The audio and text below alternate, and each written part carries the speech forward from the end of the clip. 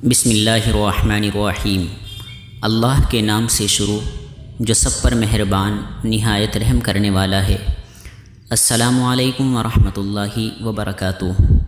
آج کی اس ویڈیو میں ہمارے ایک سبسکرائبر بھائی نے کمنٹ باکس میں سوال کیا ہے۔ ان کا سوال یہ ہے کہ کیا کوئی شخص اپنی سالی سے نکاح کر سکتا ہے جبکہ اس کی سالی طلاق شدہ ہو، تو کیا اس سے نکاح کرنا جائز ہوگا یا نہیں ہوگا؟ یعنی اس کا مطلب یہ ہے کہ کوئی انسان ہے، اس کی سالی کو اس کے شوہر نے طلاق دے دی ہے اور اس کی بہن میرے نکاح میں ہے، تو کیا میں اپنی سالی سے نکاح کر سکتا ہوں یا نہیں کر سکتا؟ اور اگر کسی نے اپنی سالی کے طلاق شدہ سالی کے ساتھ نکاح کر لیا تو کیا یہ درست ہوگا یا پھر دونوں کا نکاح ٹوٹ جائے گا؟ مطلب جو پہلے سے بیوی ہے وہ نکاح ٹوٹ جائے گا سالی سے نکاح کرنے کے بعد، یا وہ نکاح برقرار رہے گا؟ اس بارے میں مجھے تفصیل سے بتا دیجئے۔ آگے بڑھنے سے پہلے ویڈیو کو دل سے لائک ضرور کر دیجئے، چینل کو سبسکرائب کر کے گھنٹی کے بٹن کو دبانے سے 3 گھنٹی آپ کے سامنے آئیں گی۔ ان میں سب سے اوپر والی گھنٹی کو دبا دیں تاکہ ہر دن صبح 10 بجے ہماری پیاری اسلامک ویڈیو آپ کو وقت پر ملتی رہے۔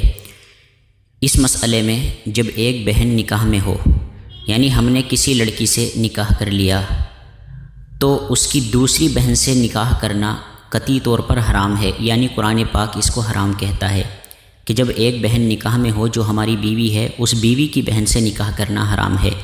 سورۃ النساء کے اندر اللہ تعالیٰ فرماتے ہیں وَأَن تَجْمَعُوا بَيْنَ الْأُخْتَيْنِ، منع ہے کہ تم نکاح میں 2 بہنوں کو جمع نہ کرو، یعنی ایک ساتھ 2 بہنوں سے نکاح نہ کرو، یا پہلے ایک بہن سے کر لیا پھر دوسری سے کر لیا۔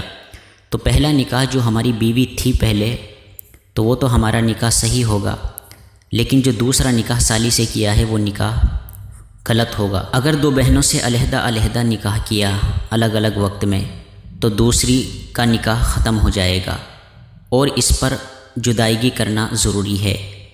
اور اگر کوئی اسلامی حکومت ہے، قاضی کو یہ معلوم ہو، تو وہ دونوں میں تفریق کر دے، یعنی دونوں کو الگ الگ کر دے، جو سالی تھی جو بہو بن چکی ہے اب اس کو بھی اور شوہر کو بھی۔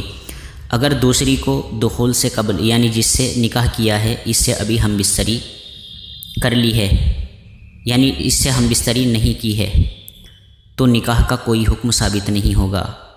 اور اگر اس کے ساتھ سالی کے ساتھ ہم بستری بھی کر چکا ہے تو پھر اس کو مہر بھی دینا ہوگا جو مہر مثل ہوتا ہے، اور اس پر عدت ہوگی۔